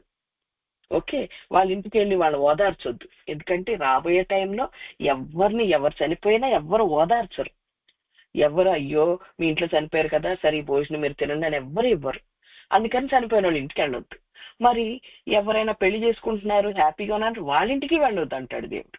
అయితే మరి వీళ్ళు ప్రజలు అడుగుతారు కదా, ఎందుకు దేవుడు ఇట్లాగా నియమించాడు అని అడిగినప్పుడు, ఓకే, నీవు ఇప్పుడు ఇర్మియా 16:10 నీవు ఈ మాటలన్నీ ఈ ప్రజలకు తెలియజెప్పిన తరువాత వారు దేని బట్టి యెహోవా మాకు ఈ ఘోర బాధ అంతయు నియమించెను, మా దేవుడైన యెహోవాకు విరోధముగా మా దోషమేమి, మా పాపమేమి అని నేను అడుగగా, నీవు వారితో ఇట్లను, యెహోవా ఈ మాట సెలవిచ్చుచున్నాడు, మీ పితరులు నన్ను విడిచి అన్య దేవతలను అనుసరించి పూజించి వాటికి నమస్కారము చేయుటను బట్టియే గదా వారు నా ధర్మశాస్త్రమును గైకొనక నన్ను విసర్జించిరి. ఆలకించుడి, మీరందరూ నా మాట వినకుండా కఠినమైన మీ దుష్ట హృదయము కాఠిన్యము చొప్పున నడుచుకొనుచున్నారు. మీరు మీ పితరుల కంటే విస్తారముగా చెడుతనము చేసి ఉన్నారు. అందుకని దేవుడు ఏం చేశాడు? వాళ్ళ పితరులైతే వాళ్ళు విగ్రహాల అనుసరించారంట. మరి మీరైతే మీరు మీ హృదయ కాఠిన్యం చప్పున మీరు నడుస్తున్నారు అంటున్నాడు దేవుడు. అయితే ఈ రోజుల్లో మనం చూసుకున్నట్లయితే మరి మనకెందుకు ఈ ఇబ్బందులు వచ్చినాయి? మనం ఎందుకు చెరలు వెళ్ళిపోవాల్సి వచ్చింది? మనల్ని ఎందుకు బబులోనీయుల చేతికి అప్పగించాడు దేవుడు అంటే, మనందరం తప్పు చేసి ఉన్నాం. మనుషులందరూ పాపం చేసి దేవుని యొక్క మహిమను కోల్పోయారంట. అయితే మరి పాపం వల్ల వచ్చే జీవితం ఏంటండి? మరణం. అంటే మనందరం పాపం చేసాం, కోప్పడ్డాం, మనందరం ఈర్ష్య కలిగి ఉన్నాము, ఒకరి గురించి ఒకరు చెడు మాట్లాడాము, కొందరికి చెడుతనం చేశాము, దొంగతనాలు చేశాము. ఇవన్నీ చిన్న చిన్నవి అయి ఉండొచ్చు, పెద్దవి అయి ఉండొచ్చు. వీటి వల్ల మరి మన జీవితంలో రావాల్సింది ఏంటి? మరణం. అంటే మనకు అన్ని కష్టాలు రావాలి. మరణం అంటే ఈరోజే చనిపోం, కానీ ఇబ్బందులు, కష్టాలు, రోగాలు, ఇరుకు పరిస్థితులు, ఇవే మరణం. మరి దేవుని వల్ల వచ్చేది ఏంటి? ఆయన గిఫ్ట్ ఏంటంటే శాశ్వత జీవం.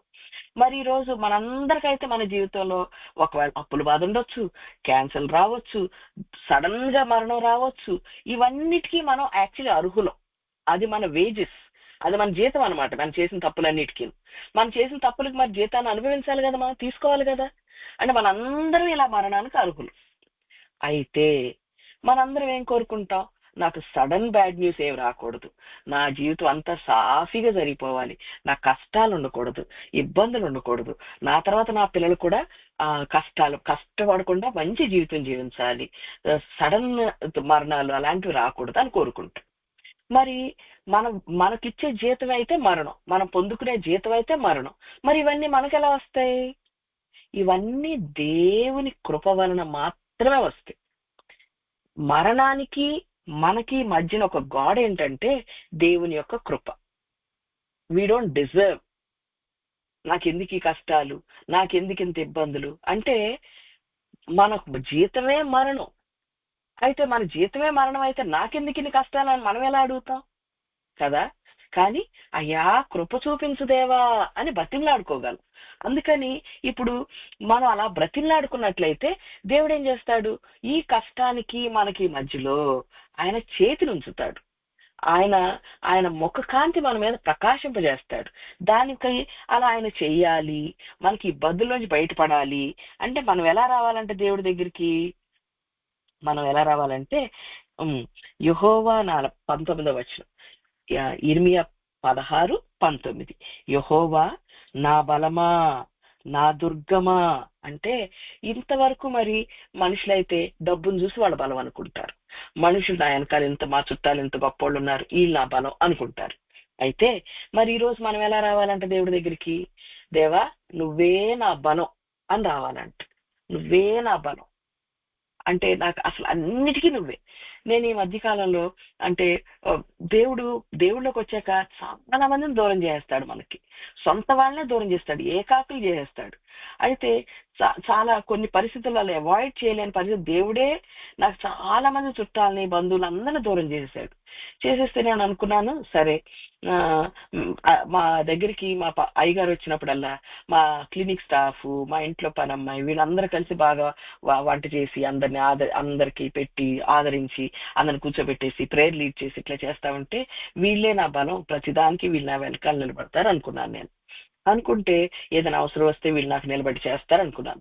అయితే దానిలోనే ఒక అమ్మాయి కొంచెం ఒక ప్రాబ్లం చేసేసరికి నాకు ఆ తర్వాత తన మనసు దేవుడు చూపించినప్పుడు నాకు అర్థమైంది ఏంటంటే, ఇప్పుడు ప్రస్తుతానికి నా దగ్గర ఉన్న వాళ్ళు కూడా నా మీద 100% ప్రేమతో లేరు. ఇప్పుడు వాళ్ళ అవసరం కాబట్టి వాళ్ళు నాతో ఉన్నారు. నెక్స్ట్ రేపు వాళ్ళ అవసరం తీరిపోయి ఇంకెక్కడైనా బాగా వాళ్ళకి జరిగితే అక్కడికి వెళ్ళిపోతారు. ఆ తర్వాత నాకు అనిపించి అయ్యో వీళ్ళు కూడా నా బలం కాదే అనుకున్నాను నేను అనమాట. అంటే దేవుడు నాకు చూపిస్తున్నాడు, నువ్వు వీళ్ళు నా బలం అనుకున్నావు కదా, వీళ్ళ మీద నువ్వు ఎవరి మీద నువ్వు ఆధారపడలేవు అని. అయితే మనం చాలా సార్లు మనుషుల బలం అనుకుంటాం, లేకపోతే నా ఉద్యోగం నా బలం అనుకుంటాం. కానీ మనం ఎలా రావాలంటే దేవుడి దగ్గరికి, మనకు రక్షణ కావాలంటే నువ్వే నా బలమయ్యా అని చెప్పేసి రావాలి. నా దుర్గమా అంటే నాకు ఏదైనా ప్రాబ్లం వచ్చింది వెంటనే నీ దగ్గరికి వస్తా, అక్కడే దాక్కుంటాను. నువ్వే మాట చెప్తే ఆ మాటనే నేను ఫాలో అవుతాను, ఇంకెవ్వరి అడ్వైస్ ఫాలో అవను. నేను చాలా సార్లు ఎవరి దగ్గరికి మంచి స్మార్ట్ గా ఉన్న వాళ్ళకి ఏదైనా ప్రాబ్లం వచ్చినప్పుడు చాలా తెలివిగల వాళ్ళ అడ్వైస్ తీసుకుంటే ఎప్పుడు అది నాకు ఫ్లాప్ అయ్యేది, ఎప్పుడు కష్టాల్లోకి వెళ్ళిపోయేదాన్ని. నాకు అట్లా దేవుడు బరి కొట్టి కొట్టి నేర్పించాడు, ప్రతి దానికి దేవుడి దగ్గరే అడ్వైస్ తీసుకోవాలి. దేవా దీన్ని ఏం చేయాలి, దీన్ని ఏం చేయాలి, అలా ప్రతి దానికి దేవుడి దగ్గరే ఆలోచన తీసుకుని నడిస్తే నేను సురక్షితంగా ఉంటున్నాను, ఆయనే నాకు దుర్గం. అలా మనం ఈరోజు ఎలా రావాలంటే దేవా నువ్వే నాకు దుర్గం. తర్వాత ఆపత్కాలమందు నా ఆశ్రయమా. మనకి ఏదైనా కష్టం రాగానే పరిగెత్తుకుని దేవుడి దగ్గరికి వెళ్ళాలి. మనం వెంటనే ఒక ఆపద వచ్చిందా, దేవ మరి ఈ కష్టం వచ్చింది, ఏం చేయాలి దేవ ఏం చేయాలి, దేవ నాకు ఈ కష్టం నన్ను కాపాడు అని.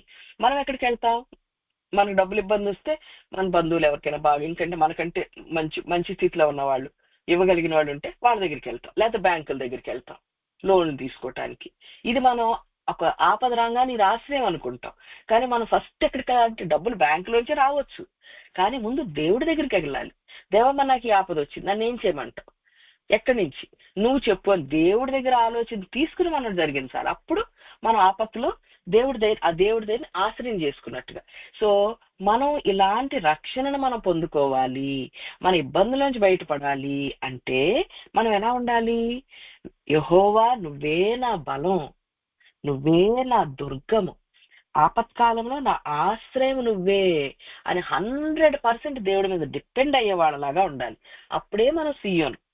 అయితే భూదిగంతముల నుండి జనులు నీ యొద్దకు వచ్చి మా పితరులు వ్యర్థమును మాయా రూపమును నిష్ప్రయోజనముగు వాటిని మాత్రమే స్వతంత్రించుకుందని చెప్పేదారు. అయితే లోకంలో ఉన్న మనం పోయిన వారం కూడా మేడం గారు వాక్యంలో చెప్పారు, మరి లోకంలో ఉన్న మనుషులందరూ కూడా ఏం చేస్తున్నారు, పుడుతున్నారు, ఏదో కొంచెం ఉద్యోగం చేసుకుంటున్నారు, పనులు చేసుకుంటున్నారు, ఏదో కాస్త సంపాదించుకుంటున్నారు, వాళ్ళు ఉన్న రోజులు తింటున్నారు, ఏమన్నా మిగిలిస్తే పిల్లలకు మిగిలి చచ్చిపోతున్నారు. అయితే వాళ్ళు శాశ్వతంగా ఏమీ మిగిల్చట్లేదు కదా. ఇప్పుడు వాళ్ళ తర్వాత వాళ్ళ పిల్లలు తాగుబోతో తిరిగిపోతా అయితే కనుక వాళ్ళు మిగిల్చిందంతా వాళ్ళు కొన్ని రోజుల్లోనే అది ఖాళీ అయిపోతుంది. ఎంతమంది ధనవంతులు వికారంలో ఉంటుంది చూడలేదు మనం మన జీవిత కాలంలో కదా. కానీ ఈ శాశ్వతమైన ఆశీర్వాదం అయితే దేవుడు ఏమంటున్నాడు, నేను దావీదుకు చేసినటువంటి అలాంటి వాగ్దానం నీకు చేయటానికి నేను రెడీగా ఉన్నాను అంటున్నాడు. మన జీవితంలో శాశ్వతకరమైన ఆశీర్వాదం దేవుడు ఇవ్వటానికి మనకు రెడీగా ఉన్నాడు. అయితే మరి ఇప్పుడు మనం ఎలా రావాలి దేవుడి దగ్గరికి, దేవా నా బలమా, నా దుర్గమా, ఆపత్కాలమందు నా ఆశ్రయమా. ఈ వారం అంతా ఇది మనం ఎత్తిపెట్టి ప్రార్థన చేద్దాం. ఇర్మియా గ్రంథం 16వ అధ్యాయం 19వ వచనం. ఇలా చేస్తూ మనం ఏం చేయాలంట, మన నిరీక్షణ దేని మీద ఉండాలండి, మన నిరీక్షణ అంతా కూడా దేవుడి మీద ఉండాలి. ఎలా పెట్టుకోవాలంటే మనం కీర్తన 33 తీసినట్లయితే కీర్తన 33 18వ వచనం 17 నుంచి చూసుకున్నట్టు 16 నుంచి, ఏ రాజును సేనా బలము చేత రక్షింపబడడు, ఏ వీరుడును అధిక బలము చేత తప్పించుకొనడు. రాజులు కూడా ఓడిపోతారు, ఎంత ఆర్మీ ఉన్నా సరే. మనం చూసాం, యుక్రెయిన్ చూసాం, తర్వాత రష్యా చూసాం, ఎంత పెద్ద దేశం, ఎంత పెద్ద వాళ్ళకున్నటువంటి ఆర్మీ ఉంది. కానీ యుక్రెయిన్ చిన్న దేశం, దాని మీద వాళ్ళు గెలవలేకపోయారు కదా. తర్వాత ఏ వీరుడు ఎంత బలవంతుడైనా సరే, గొలియాతును చూసాం, ఆయన బలం చేత ఏమైనా మరి గెలిచాడా, ఒక బాలుడి చేతిలో ఓడిపోయాడు. అలా రక్షించుటకు గుర్రం అక్కరకు రాదు, అది దాని విశేష బలము చేత మనుషులను తప్పించజాలదు. వారి ప్రాణంను మరణం నుండి తప్పించుటకును కరువులో వారికి సజీవులుగా కాపాడుటకును యెహోవా దృష్టి ఆయన యందు భయభక్తులు గల వారి మీదను ఆయన కృప కొరకు కనిపెట్టుకుని వారి మీదను నిలుచుచున్నది. ఈరోజు ఎవరికండి దేవుడు రక్షణ ఇవ్వటానికి నియమించాడు? ఎవరికంటే ఎవరైతే వాళ్ళ దృష్టి అంతా కూడా దేవుడు కృప మీద పెట్టుకుంటారో, ఆయన ఎందుకు భయభక్తులు కలిగి ఉంటారో, వాళ్ళని తప్పించడానికి. ఈరోజు శ్రమ వస్తుందా? వాళ్ళ ప్రాణాన్ని మరణం నుంచి తప్పించడానికి. మనం ఇప్పుడు మన ప్రాణం ఏమైపోయింది? మరణంలోకి వెళ్ళిపోయింది. అయ్యో, ఈ కష్టాన్ని నేను తట్టుకోలేను, ఇంకా నా వల్ల కావట్లేదు, ఇంకా నేను చనిపోవటమే బెటర్ అనే పరిస్థితిలోకి మనం వెళ్ళిపోతున్నాం. అయితే అలాంటి వాళ్ళ తప్పించటానికి, కరువులో నుండి సజీవులుగా కాపాడటానికి ఆయన దృష్టి, యెహోవా దృష్టి ఎవరి మీద ఉందంట? ఆయన యందు భయభక్తులు గలవారి మీదను, ఆయన కృప కొరకు ఎవరైతే దేవా నువ్వు కృప చూపించు. ఇప్పుడే మనం అనుకున్నాం కదా, మరణానికి మధ్యన, మనకి ఒక రక్షణకి మధ్యన దేవుని యొక్క కృప ఒక గోడలాగా నిలబడితేనే మనం రక్షించబడతాం. మరి ఆ కృప నువ్వెప్పుడయ్యా నాకు ఈ మరణానికి మధ్య నీ కృపని గోడలాగా కడతావు అని ఆయన ఆ కృపను మన జీవితంలో ఇచ్చే వరకు మనం వెయిట్ చేసినట్లయితే అప్పుడు ఏమవుతుంది? మనం మరణం నుంచి తప్పించబడతాం. మనం దావీదుని చూస్తున్నాం. ఆయన ఎప్పుడో యవ్వనస్తుడిగా ఉన్నప్పుడు అభిషేకించాడు దేవుడు. అయితే అభిషేకించిన తర్వాత ఆయన రాజు అవటానికి ఎన్నో సంవత్సరాలు పట్టింది. కానీ అప్పటి వరకు దేవుని కృప కొరకు ఎదురు చూశాడు. మనం ఇప్పుడు సిస్టర్ గారు చెప్పారు, యాకోబు గురించి చెప్పారు. యాకోబు గురించి చూసినట్లయితే యాకోబు ఆయన జీవితం అంతా కూడా ఒక ఓర్పు. ఎంత ఓర్చుకున్నాడండి ఆయన అసలు జీవితంలో. అన్ని నష్టాలే. నేను అనుకుంటాను, అబ్బా యాకోబు కొన్నాను కష్టాలు లోకంలో ఎవరికి ఉండవు అనుకుంటా. ఎక్కడికి వెళ్ళినా మోసపోయాడు, భార్య చనిపోయింది, కొడుకు తప్పిపోయాడు, చనిపోయాడు అనుకున్నాడు. ముసలవాడి వరకు ఆయన ఏడుస్తానే ఉన్నాడు పాపం. కానీ ఓర్చుకున్నాడు. దేవుడు నన్ను ఇక్కడ ఆశీర్వదించడానికి పిలిచాడు అని చెప్పి ఓర్చుకున్నాడు ఆయన. అందుకని ఆయన అంటాడు, చివరిలో అంటాడు, కన్నీటితో నా వెండిన తల వెంట్రుకలు కన్నీటితో సమాధిలోకి వెళ్ళకుండా నువ్వు కాపాడావు అంటాడు. లేకపోతే ఏడ్చుకుంటానే వెళ్ళిపోయాడు, కొడుకు చచ్చిపోయాడు. కానీ చివరిలో దేవుడు ఏం చేశాడు? అంత ఓపిక పట్టినందుకు చనిపోకముందు మళ్ళీ యోసేపుతో కలవటానికి అవకాశం ఇచ్చాడు దేవుడు. ఆయన కృప కొరకు కనిపెట్టుకున్నాడు గనక. మరి అలా మనం ఆయన కృప కొరకు కనిపెట్టుకుంటూ మరి ఆయన కోసం వెయిట్ చేస్తున్నాం. ఈ మధ్య కాలంలో మనం ఏం చేయాలంటే మనం సమూయేలులాగా ఎవరైతే దేవుని స్వరం వింటారో, మరి సరే ఆయన కృప కోసం కనిపెట్టుకుని నా పనులు నేను చేసుకుంటే వెళ్ళిపోవాలా? కాదు. ఇప్పుడు మనం చూసినట్లయితే సమూయేలు బాలుడైన సమూయేలు 3వ అధ్యాయం 1 సమూయేలు 3వ అధ్యాయం అండి. బాలుడైన సమూయేలు ఏలి ఎదుట యెహోవాకు పరిచర్య చేయుచుండెను. ఆ దినములలో యెహోవాకు ప్రత్యక్షమగుట అరుదు, ప్రత్యక్షము తరచుగా తటస్థించుట లేదు. ఆ కాలమందు ఏలీ కనుడు, చూడండి, ఏలీ ఆయన పిల్లలు ఎలాంటి వాళ్ళండి? చాలా ఫెనిహాసు ఇతను చాలా చెడ్డవాళ్ళు, చాలా దుర్మార్గులు. వాళ్ళ మీద ఎలాంటి భయంకరమైన జడ్జిమెంట్ దేవుడు ప్రొనౌన్స్ చేశాడంటే వాళ్ళందరి కుటుంబం అంతా కూడా వైప్ అవుట్ అయ్యేలాంటి జడ్జిమెంట్ ఇచ్చాడు దేవుడు. అలాంటి క్రూరుల కింద, దుర్మార్గులు ఉన్న టైంలో వాళ్ళ కింద సమూయేలు పరిచర్య చేస్తున్నాడు. మనం అనుకుంటాం, నా జీవితంలోనే కష్టాలు ఉన్నాయి, నా జీవితంలో నేనే క్రూరుల చేతిలో ఉన్నాను, దుర్మార్గుల చేతిలో నేను నలిగిపోతున్నాను అనుకుంటున్నాం మనం. అయితే ఇలాంటి బలహీనుడైనటువంటి ఏలి తండ్రి, మరి దుర్మార్గులు చెడ్డవాళ్ళైనటువంటి ఆయన కొడుకుల ఏలుబడిలో వాళ్ళున్న టైంలో ఈ సమూయేలు బాలుడులాగా మరి ఆ గుడారంలో పరిచర్య చేస్తున్నాడు. ఈయన్ని ఎంత కష్టపెట్టుంటారు ఏలి కొడుకులు, చిన్నపిల్లోడిని. ఎన్ని అవకాశాలన్నీ చెడ్డగా మారటానికి, అంత చెడుతనమే. కానీ ఈ సమూయేలు ఏమన్నాడు? తన కన్నులు దేవుడి మీదే పెట్టుకుని ఉన్నాడు. ఎలా పరిచర్య చేయాలి ఆయన కరెక్ట్ గా చేయటానికి దాని మీద మనసు నిలిపాడు గనక ఆ రోజులు ఏమైంది? ఇంకే మనకు 4వ వచనం ఇస్తారు. 1 సమూయేలు 3వ అధ్యాయం 4వ వచనం. యెహోవా సమూయేలును పిలిచెను, అతడు చిత్తమండి నేనున్నానని చెప్పి. ఏం చేశాడండి? దేవుడి మీద ఈయన మనసు పెట్టుకున్నాడు గనక సమూయేలు కరెక్ట్ గా ఉండటానికి, దుర్మార్గుల ఏలుబడిలో దేవుడి ముందు నిరీక్షణ కలిగి భయభక్తులు కలిగి ఉన్నాడు గనక దేవుడు ఈయన దగ్గరికి వచ్చి మాట్లాడటం మొదలు పెట్టాడు. ఏమంటున్నాడు? సమూయేలు అని పిలిచాడు దేవుడు. మరి మనం కూడా దుర్మార్గుల ఏలుబడిలోనే ఉన్నాం. మనం కూడా కష్టంలో నలిగిపోతున్నాం. కానీ భయభక్తులు కలిగి ఉన్నట్లయితే దేవుడు మనతో మాట్లాడతాడు. ఆయన స్వరం మనం వింటాం. ఆయన స్వరం విని మనం గనక దేవా మరి చెప్పు, నేను వింటున్నాను అంటే, ఆయన పరిచర్యకి దేవుడి సమయం లేవనెత్తి ఎంత వాడుకున్నాడంటే, అప్పుడు ఆ సమూయేలు పెద్దవాడు కాగా యెహోవా అతనికి తోడై ఉన్నందున అతని మాటల్లో ఏదీ తప్పిపోలేదు. మీరు ఎవ్వరికి ఏ మాట చెప్తే అది తప్పిపోకుండా దేవుడు మీ మాటను స్థిరపరుస్తాడు. ఇంకా కాబట్టి సమూయేలు యెహోవాకు ప్రవక్తగా స్థిరపడినని దాను మొదలుకొని బెర్షెబా వరకు ఇశ్రాయేలు అందరూ తెలుసుకొనిరి. చూడండి, అప్పుడు వరకైతే దేవుడి మాటలు ప్రత్యక్షమే అవ్వట్లేదంట, చాలా అరుదుగా వచ్చేదంట. అలాంటిది సమూయేలుతో దేవుడు మాట్లాడటం మొదలెట్టాక అసలు దాని నుంచి బెర్షెబా వరకు అందరికి తెలిసిపోయింది ఏమని, ఇతను ప్రవక్త, సమూయేలు ప్రవక్త, ఇతని మాటలు అన్ని ఏది తప్పకుండా జరుగుతుంది అని తెలిసిపోయి, ఎలా అంటే సౌలు రాజు వచ్చే టైంకి అతను ఏమనుకున్నాడు, ఈ పట్టణంలో ఒక ప్రవక్త ఉన్నాడు, ఒక దైవజనుడు ఉన్నాడు, ఆయన ఏ మాట చెప్పితే అది నెరవేరుతుంది అని చెప్పేసి అతనికి, ఆ సమూయేలుకి అలాంటి టైటిల్ వచ్చేసింది. అందుకని ఈ సౌలు ఆయన గాడిదలు పోయినప్పుడు మరి సమూయేలు దగ్గర కనిపెట్టడానికి, మరి ఏంటయ్యా మా గాడిదల సంగతి ఏంటని అడగటానికి వచ్చాడు. అంటే ఎంతమంది ఎన్ని కష్టాలతో వచ్చి ఉంటారు సమూయేలు దగ్గరికి.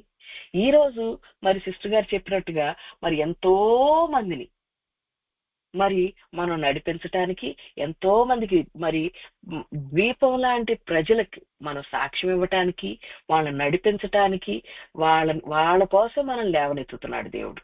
అయితే మనం ఇలా సమూయేలులాగా దేవుని స్వరం వింటూ మనం గనక ఈ దేవుడు ఏ మాట చెప్తే ఆ మాట ఎవరికి చెప్పమంటే వాళ్ళకి, ఆ ప్రజలకు మనం చెప్పినట్లయితే, చెప్తూ మన పరిచయం జరిగిస్తూ ఉన్నట్లయితే, ఇంకా ఏం చేయాలి?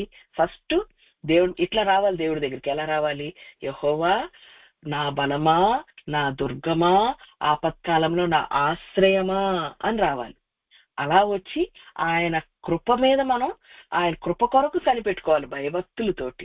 ఇంకా ఆయన కృప కొరకు కనిపెట్టుకుంటూ ఈ సమూయేలు వలె దేవుని స్వరం విని, ఆయన ఎవరికి ఏ మాట చెప్పమంటే చెప్తూ, ఎవరికి ధైర్యపరచమంటే ధైర్యపరుస్తూ, ఎవరికి ఏ మాట చెప్తూ, ఎవరికి ఎలాంటి పరిచర్య చేయమంటే అలాంటి పరిచర్య చేసుకుంటూ వెళ్తూ, మరి మన ప్రవర్తన ఎలా ఉండాలి? మన ప్రవర్తన ఎలా ఉండాలంటే, మనం యేసుక్రీస్తు వారి జీవితం చూసినట్లయితే, మనం యోహాను 19వ అధ్యాయంలో మనం ఈ 19 అంతా ధ్యానించినట్లయితే ఏం చేశారు? పిలాతు దగ్గరికి యేసుని పట్టుకుని ఆయన్ని కొరడాలతో కొట్టించారు. ఆయన యేసుక్రీస్తు వారు కొరడాలతో కొట్టారు, ఆయన పిడిగుద్దులు గుద్దారు, తర్వాత ఆయన ముఖం మీద ఉమ్మేశారు. ఇన్ని చేసి బాగా బాధలు పెట్టి ఆయన్ని అప్పటి వరకు హేళన చేసి హింసించి ఆయన నెత్తి మీద ముళ్ళ కిరీటం పెట్టి అప్పుడు పిలాతు తీసుకొస్తున్నాడు ఈ యూదులందరి ముందుకి తీసుకొచ్చి 6వ వచనం తీసుకొచ్చి ఆ ముండ్ల కిరీటమును ఊదారంగు వస్త్రమును ధరించిన వాడే యేసు వెలుపలికి రాగా పిలాతు ఇదిగో ఈ మనుష్యుడు అని వారితో చెప్పెను. ప్రధాన యాజకులు బంట్రోతులను ఆయన చూచి సిలువవేయుము అని కేకలు వేయగా పిలాతు ఆయన యందు ఏ దోషము నాకు కనబడలేదు గనుక మీరే ఆయన తీసుకొని పోయి సిలువ వేయడని వారితో చెప్పారు. యేసుక్రీస్తు వారు ఆయన దేవుడు, ఆయన జనం ఇశ్రాయేలీయులు. ఆయన ఐగుప్తులో ఉన్న వాళ్ళను తీసుకొచ్చి 40 ఏళ్ళు గెద్దరెక్కల మీద మోసుకొచ్చి ఆ కానాను దేశంలో వాళ్ళని స్థిరపరిచి వాళ్ళ మీద రాజులు లేపి ఒక గొప్ప జనంగా చేసినటువంటి దేవుడు ఆయన. ఇన్ని రోజులు నడిపించిన దేవుడు. సరే, ఆయన మానవ స్వరూపంలో ఈ లోకానికి వచ్చి ఆయన ఏం చేశాడు? అందరికి స్వస్థపరుస్తున్నాడు, మరి అందరికి ఇది గుడ్ న్యూస్ ప్రకటిస్తూ ఉన్నాడు. దేవుని రాజ్యం సమీపంగా ఉందని చనిపోయిన వాళ్ళని లేపుతున్నాడు, అందరికి ధైర్యం చెప్తున్నాడు. ఇలాగ చేసే మంచి బోధ చేస్తున్నా ఆయన. అంతే, ఇంకా ఆయన ఏం తప్పు చేయలేదు, ఎవరితోటి పోట్లాడలేదు, ఎవరితో వెళ్ళి గొడవలు పెట్టుకోలేదు. అలాంటి ఆయన్ని వీళ్ళకి ఎంత ఈర్ష్య కలిగిందంటే ఎలాగైనా ఈయన చంపేయాలి అని ఏం చేశారు? పిలాతుకు అప్పగించిన తర్వాత ఎంత కొట్టినా సరే ఆయన తీసుకురాగానే ఆయన సిలువేయండి అని అంటున్నారు. ఆయన తప్పేంటంటే ఈయన మనిషి కుమారుడు అని చెప్పుకుంటున్నాడు. అంటే దేవుడి కుమారుడు అంటే చంపేస్తారా కదా? ఒక నీతి ఉండొద్దా కదా? అలా అలాంటి అన్యాయపు తీర్పు పొందుకున్న యేసుక్రీస్తు వారు కూడా ఆయన లాస్ట్ వరకు నోరు తెరవలేదు. అలా నోరు తెరవకుండా ఉన్నాడు గనక దేవుడు ఏం చేశాడు? ఆయన్ని అందరికంటే పై అధికారిగా చేశాడు. పరలోకంలోనూ భూలోకంలోనూ పాతాళలోకం మీద ఆధిపత్యాన్ని ఇచ్చాడు దేవుడికి. అన్ని ప్రభుత్వాల మీద ఆధిపత్యం ఇచ్చాడు. మరి ఈ రోజు మీకు రక్షణ ఇవ్వాలి అనుకుంటున్నాడు దేవుడు. మనందరికీ రక్షణ ఇవ్వాలి, ఆయన మహిమ మనకి ఇవ్వాలి అనుకుంటున్నాడు. అయితే మనం ఎలా ఉండాలండి? మనకు అన్యాయపు తీర్పు పొందుకున్నా, అన్యాయం అంటే ఈరోజు మనకు సిలువ వేయకపోవచ్చు, కానీ మాటలతో బాధ పెట్టవచ్చు, తృణీకరించవచ్చు, లేకపోతే మన జీవితం బాగా కఠినమైపోవచ్చు. అలా చేసే ప్రతి ఒక్కళ్ళ దగ్గర కూడా మరి ఈ రోజు మిమ్మల్ని ఎవరు బాధ పెడుతున్నారు? మరి మీరు వాళ్ళతోటి పొట్లాడుతున్నారేమో, తిరగబడుతున్నారేమో. దేవుడు ఏమంటున్నాడు? యేసుక్రీస్తు వారి లాగా నోరు మెదపకుండా మనం ఉండాలి. అప్పుడు దేవుడు ఏం చేస్తాడు? ఆయన రక్షణ మనకి అనుగ్రహించాడు. నా నీతి దగ్గరకు రప్పించున్నాను, అది దూరమున లేదు.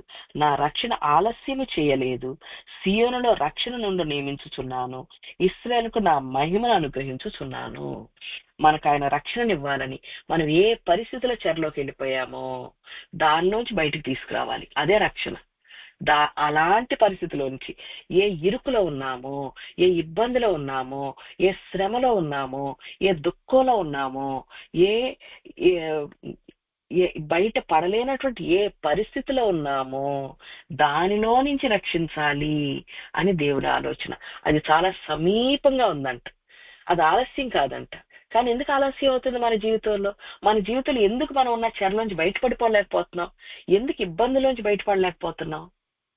ఎందుకంటే మనం నాకు వాళ్ళు తెలుసు, నాకు వీళ్ళు తెలుసు, నాకు ఆరోగ్యం బాగపోతే ఆ డాక్టర్ తెలుసు, మాకు ఆ హాస్పిటల్లో మా చుట్టాలు ఉన్నారు. వాళ్ళు కాదు మన బలం. యెహోవా నా బలమా, నా ఆశ్రయ, నా దుర్గమా, ఆపత్కాలంలో నా ఆశ్రయమా. మా పితరులందరూ కూడా మాయా స్వరూపాన్ని ఎదికారయ్యా. నిష్ప్రయోజనం అయిన వాటిని వాళ్ళు స్వతంత్రించుకున్నారు. నేనైతే నువ్వే నా బలాన్ని అనుకుంటున్నాను, నువ్వే నా దుర్గం అనుకుంటున్నాను. ఆపత్కాలం నువ్వే నా ఆశ్రయం అయ్యా. ఆయన్ని భయభక్తులు కలిగి ఆయన కృప కొరకు కనిపెట్టుకుంటూ, మరి ఆ టైంలో మనం ఆయన పరిచర్య చేస్తూ సమయేరులాగా దేవుని స్వరం విని, ఆయన ఎవరికి ఏ మాట చెప్పమంటే ఆ మాట చెప్తూ, ఎవరిని ధైర్యపరచమంటే ఆ ధైర్యపరుస్తూ, తర్వాత మనల్ని ఎవరు ఏమన్నా సరే నోరు తెరవకుండా, అన్యాయం జరిగిందా, నీకు నష్టపోయావా, నోరు తెరవకుండా ఉన్నట్లయితే ఈ రక్షణ బహు సమీపంగా ఉందని దేవుడు మనకు తెలియజేస్తున్నాడు. ఈరోజు ఎవరైతే మీరున్న ఇబ్బందుల నుంచి బయటపడాలనుకుంటున్నారో, ఇలా ఈ రోజు చెప్పబడిన వాక్యానుసారంగా మనం జీవించినట్లయితే మన జీవితంలో ఆ రక్షణను మనం అనుభవించగలుగుతాం. దేవుడి వాక్యాన్ని దీవించును గాక.